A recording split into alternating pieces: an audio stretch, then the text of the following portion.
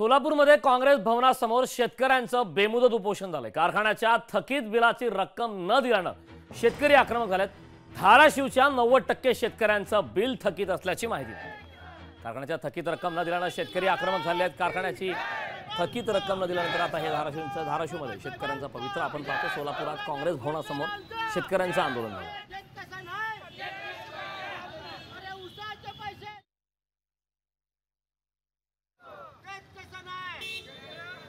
ऊसाचं बिल जे कष्टकरी शेतकरी आहेत त्यांच्या स्वतःचं घाम गाळलेले हे पैसे आहेत आणि वारंवार कारखानदार फसवत असतात।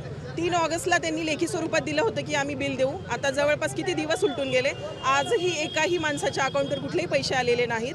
मग आम्हाला वारंवार आंदोलनाचं उपोषणाचं शस्त्र काढावंच लागतं आणि या कारखानदारांना पोचतंय कोण? या राज्यकर्त्यांना हा माझा सवाल आहे। का यांच्यावर कारवाई होत नाही? का यांच्यावर फसवणुकीचा गुन्हा दाखल होत नाही? मातोश्री कारखाना हा कुणाचा आहे आणि याच्या पाठीमागे कुणाचे हात आहेत? का आम्हाला शेतकऱ्यांना त्यांच्या प्रश्नांची उत्तरे मिळत नाहीत? पैसे अकाउंटला का येत नाहीत? याचं उत्तर या आयुक्तांनी आणि या सरकारने आणि ज्यांना कोणी पोहोचले ते काँग्रेसच्या नेत्यांनी दिलं पाहिजे।